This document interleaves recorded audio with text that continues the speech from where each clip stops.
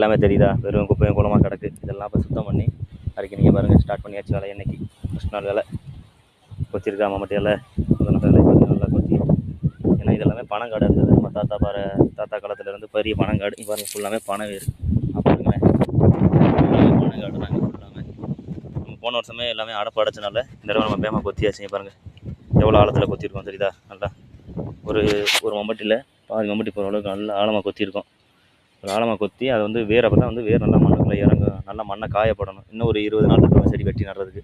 அதுக்கு முன்னாடி நம்ம வந்து போன வருஷம் ஜேஜி வீட்டு கொத்தினால நம்ம வந்து இப்போ லேட்டாக கொத்துறோம். இல்லைன்னா ஜேஜி வீட்டு கொத்திட்டு உடனே ஆள் விட்டு கொத்தி நல்லா மண்ணை காயப்பட்டு நம்ம செடி நடணும். நல்லா பாருங்களேன் எவ்வளோ தெரியுதா, நமக்கு நல்லா தெரியுதா, ஆழம் தெரியுதா, ஆழமாக கொத்தின்னு பாருங்களேன்.